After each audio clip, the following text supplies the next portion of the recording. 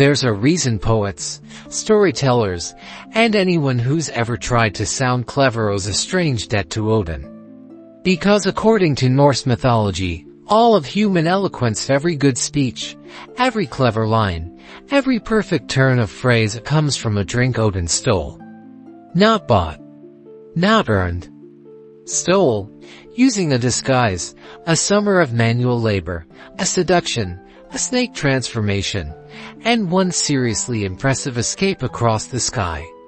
This is the story of how the god of wisdom became the god of theft, tricking his way through nearly every character he met, all for a few sips of mead. And by then, you'll never think about a good sentence the same way again. Quick refresher, in case this is your first time here. Odin is the All-Father, the ruler of Asgard, and arguably the most obsessive knowledge seeker in the 9 realms. This is a god who traded one of his own eyes just to drink from Mimir's well of wisdom. A god who hung himself from the world tree, Yggdrasil, for 9 days straight, without food, without water, pierced by his own spear, just to learn the secrets of the runes. Odin doesn't collect gold. He doesn't collect land. He collects knowledge, and he's willing to suffer, sacrifice, disguise himself, lie, or manipulate anyone standing between him and it. Keep that in mind, because it explains literally everything that's about to happen in this story. Nothing Odin does here is random. Every single move is calculated, but before we get to Odin's part in this, we need to go back further to before the Mead even existed, to a war, a truce, and a being so wise he shouldn't have been possible. Long before this story begins, the 2 families of Norse gods, the Aesir, led by Odin, and the Vanir, a separate tribe of gods tied to nature, fertility, and prosperity, fought a brutal, drawn-out war. Neither side could fully defeat the other. Cities burned, warriors on both sides fell, and eventually, both tribes realized this conflict could go on forever without anyone actually winning. So they did what enemies exhausted by war often do, they negotiated peace. But the Norse gods didn't seal treaties with handshakes or signatures. They sealed them with a strange, almost unsettling ritual. Representatives from both sides gathered around a single vessel, and every god present spat into it, mixing their saliva together as a physical symbol that the 2 tribes were now bound as one. It's a strange image, but the symbolism mattered more than the method to warring peoples, literally combining a piece of themselves into a single shared object. Rather than simply discard that vessel afterward, the gods decided to do something with it. They shaped the mixture into a living being, and from it, a man was born, Kvasir. He wasn't a warrior. He carried no weapon, claimed no throne, and led no armies.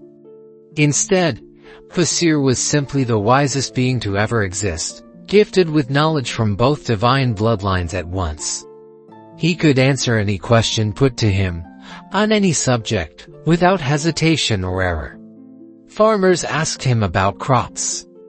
Kings asked him about strategy. Other gods asked him about the fate of the universe itself. Kvasir traveled freely across the 9 realms, teaching, advising, and solving problems no one else could touch, refusing no one who came to him with a genuine question. For a while, that strange peace treaty ritual had accidentally created one of the greatest gifts the gods had ever produced. It didn't last. 2 dwarves, brothers named Fjalar and Galar, invited Kvasir to their home, claiming they needed to speak with him privately about a matter of great importance. Kvasir, generous with his wisdom and apparently unable to imagine anyone wanting to harm someone who only ever tried to help, agreed without suspicion. It was a trap, and a carefully planned one. The dwarves killed him in his own moment of trust. Then came the part of this myth that still unsettles people today. They didn't stop at murder. They drained his blood completely, mixed it together with honey, and brewed the mixture into a drink. Anyone who tasted even a sip, according to the legend, would instantly gain Kvasir's exact abilities, flawless wisdom, poetic mastery, the power to answer any question, and craft any verse. They named their creation the Mead of Poetry. To hide what they'd actually done, the dwarves told the rest of the gods a much simpler story, that Kvasir, tragically, had simply suffocated under the weight of his own knowledge, that no living being could hold that much wisdom and survive it. It was a strange enough explanation that, remarkably, nobody questioned it. Not yet, anyway. The dwarves' violence didn't stop with Kvasir. Sometime later, they invited a giant named Gilling to stay as their guest, and while out together on a small boat, they deliberately steered it into rocks and capsized it. Gilling couldn't swim, and he drowned before he could reach shore. When the dwarves returned home afterward and casually informed Gilling's wife what had happened, she broke down completely, sobbing uncontrollably at the loss of her husband. And instead of showing even the smallest trace of remorse, the dwarves found her crying simply irritating. So they killed her too, luring her to stand beneath a doorway, then dropping a massive millstone down onto her from above. To murders now, treated with the same casual disregard as an inconvenience. Word of both killings eventually reached Gilling's son, a giant named Sutting, and he did not respond with anything close to mercy. He hunted down both dwarves, captured them, and dragged them out to a small rock formation in the sea, one that would be completely submerged once the tide rose high enough. He left them there, tied down, forced to watch the water climb slowly up their bodies with absolutely no way to escape. Only at the very last moment, with the sea already lapping at their chins, did the dwarves finally break and offer Sutting something in exchange for their lives, Mead of Poetry, their entire supply of it, brewed from a wisdom god's own blood. Sutting, weighing a genuinely priceless magical drink against simply letting two murderers drown, made his decision quickly. He agreed to the trade, and the dwarves' lives were spared. Just like that, the most valuable drink in existence changed hands for the second time, and its story was about to take an even stranger turn. Sutting carried the mead back to his home deep inside a mountain called Hithjorg, and rather than drink it himself, sell it, or use it to gain any kind of advantage, he simply hid it away completely. He divided the entire supply between 3 separate containers, 2 vats and a kettle, and sealed them inside a solid rock chamber carved deep into the mountain. Then he placed his own daughter, a giantess named Gunlad, in permanent charge of guarding it, day and night, indefinitely. No visitors. No exceptions. As far as Sutting was concerned, this settled the matter for good. The most powerful drink in the world, locked away where nobody would ever reach it again. He didn't even seem particularly interested in drinking it himself. His only real goal was making absolutely certain no one else ever could. Which, if you know anything at all about Odin, is basically printing an invitation and mailing it directly to Asgard. Word of the Mead of Poetry, and everything that had happened to create it, eventually reached Asgard. And Odin, endlessly obsessed with anything resembling ultimate knowledge, decided almost immediately that he needed it. Not wanted, needed. A drink capable of turning anyone who tasted it into history's greatest poet, speaker, or scholar wasn't something the father was willing to simply accept living without, sealed away inside some mountain on the other side of existence. The obvious problem was access. Sutting's mountain stronghold was about as far from an open invitation as physically possible, sealed, hidden, and guarded by someone who never left her post. So Odin did what Odin nearly always does when a direct approach clearly won't work. He changed his appearance completely, adopted a false name, Bulwark, meaning roughly evildoer or worker of harm, and set out entirely alone, telling absolutely no one in Asgard, including his own wife, what he actually intended to do. On his journey towards Sutting's territory, Odin, still disguised as Bolverk, passed through a large field where 9 servants, all working for a farmer named Baugi, who happened to be Suttung's own brother, were cutting hay under the brutal heat of the summer sun. Their sits were dull, worn down from overuse, and the work was slow, exhausting, and clearly frustrating everyone involved. Odin approached, still in disguise, and offered to sharpen their blades using a whetstone he happened to be carrying. The servants agreed, mostly out of desperation for anything that might speed up the work. And the results were immediate and incredible. Their scythes suddenly cut through hay, effortlessly, faster than anything they'd used before. Impressed and more than a little desperate to own it themselves, every single one of the 9 men wanted that whetstone. Odin, never one to simply hand something away, tossed it high into the air and announced that whoever caught it could keep it for good. All 9 men lunged for it at the exact same moment, and in the chaos that followed, their freshly sharpened blades ended up slicing into each other instead of the hay. Every single one of them died within moments, right there in the field. It's a strange, almost darkly comic detail buried inside this myth, but it accomplished exactly what Odin needed. Baugi now had no workers left at all, right in the middle of harvest season, at the worst possible time. Still using the name Bolverk, Odin approached the now desperate Baugi and offered a deal. He would personally do the work of all 9 dead servants combined, alone, for the rest of the entire summer. In exchange, he asked for only one thing in return: a single drink of the mead that Baugi's brother Suttung now kept locked away. Baugi, staring down a season with no harvest and no idea he was making a bargain with the king of the gods himself, agreed without much hesitation. So Odin spent the entire summer laboring in disguise, day after day, doing genuinely backbreaking physical work under the sun, cutting hay, hauling grain, repairing fences. All the glamorous tasks that come with running a farm. No shortcuts, no magic to speed things along. Just months of real labor, quietly waiting for autumn, when the harvest would finally end, and the deal would come due.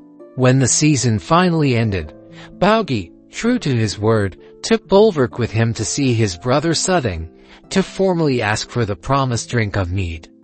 But Suttung, who had never agreed to any part of this arrangement, and had absolutely zero interest in giving away even a single drop of his prized possession, refused flatly. Not one taste.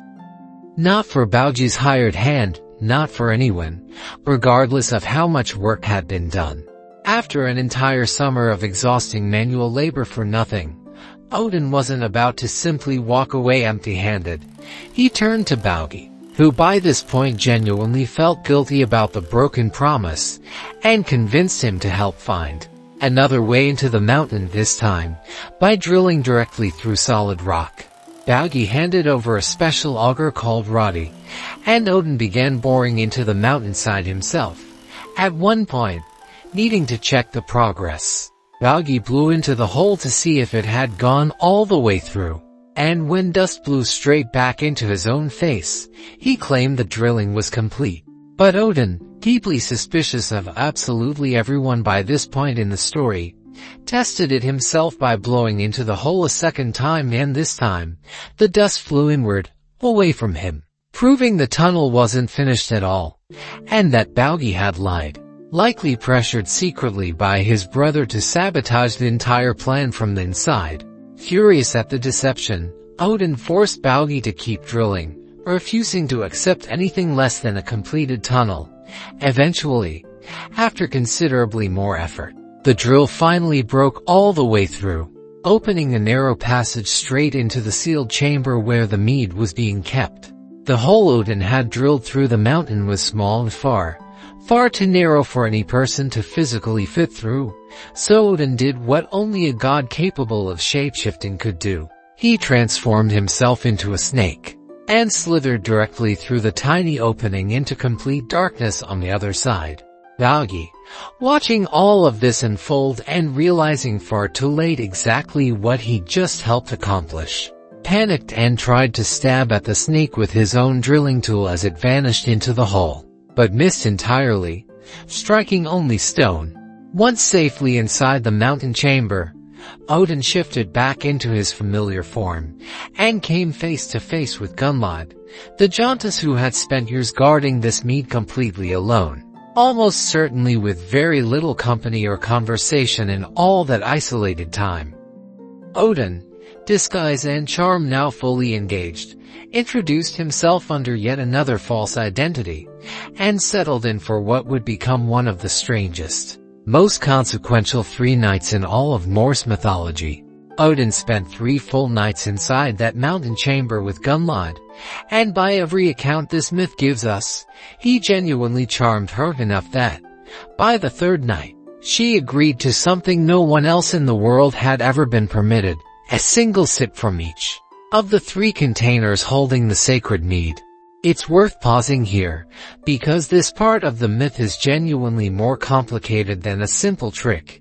Gunlod had spent years in near total isolation, guarding a treasure she likely never got to enjoy or even properly understand the value of. Visited by essentially no one, trusted with a duty that offered her nothing personally in return. Whether she agreed out of growing trust, deep loneliness, genuine affection, or simply being completely outmatched by the literal god of cunning and persuasion, the myth doesn't fully say, and it's left history and scholars arguing about her role ever since. What we do know is what happened next. Odin's idea of a single sip turned out to mean something else entirely. On his first turn, he didn't stop until the entire first container was completely empty. On the second, he drained that one too, without pausing. And on the third, he finished it just as completely as the other 2. In 3 continuous swallows, spread across a single night, Odin had consumed every single drop of mead that existed anywhere in the world, an entire supply, all of it, now inside him alone. There was, understandably, no elegant way to simply walk out of that mountain chamber after what he had just done, so Odin transformed one final time. This time into an eagle, then burst upward out of the chamber and into the open sky above the mountain. Sutting, alerted almost immediately, whether by Gunlod herself or simply by discovering his mead had vanished entirely, transformed into an eagle of his own and gave chase without a moment's hesitation. What followed was a desperate, full-speed pursuit across the open sky, stretching all the way back toward the walls of Asgard, with Sutting closing the distance dangerously close the entire way, driven by pure fury at what had just been stolen from him. As Odin finally came within sight of Asgard's walls, the other gods, watching this chase unfold from below, scrambled to set out empty containers along the ground in preparation. Odin, flying at absolutely full speed with Sutting nearly on top of him, began spitting the mead back up directly into those containers as he crossed over the wall, successfully emptying almost the entire stolen supply safely into Asgard's possession, mere moments before Sutting could finally catch him. But in the sheer panic and speed of that final stretch, a small amount of mead didn't quite make it cleanly into the containers below. A few scattered drops spilled out over Asgard's wall entirely, falling downward into Midgard, the world of ordinary humans, completely unclaimed and unguarded by anyone. According to the myth, that's exactly where all of humanity's mediocre poetry comes from: every uninspired speech, every forgettable line, every writer who never quite finds the right words. Not the real mead. Just the leftover portion nobody bothered to catch. Meanwhile, the actual mead that Odin successfully carried home became something he alone controls from that point forward, doled out sparingly, only to the gods themselves and to the rare few human poets he personally decides have earned real inspiration. As for everyone else caught up in this story, Sutting never got his mead back, and never got any real justice either, watching helplessly as the god who tricked, used, and stole from him simply flew home untouchable. Baugi lost an entire summer of hard labor, 9 of his workers, and his brother's most valuable possession, all in service of a stranger who was never who he claimed to be.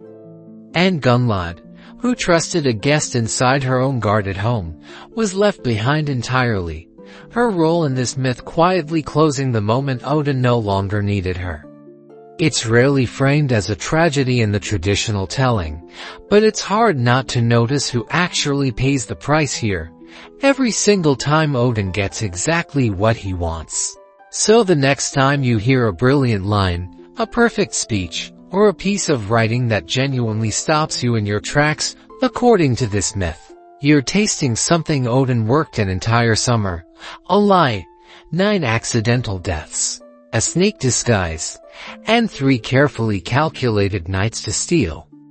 Not gifted. Never gifted. Stolen, every single time, exactly the way Odin prefers it. If you want the next one to be Loki's turn to cause chaos entirely on his own, let me know in the comments.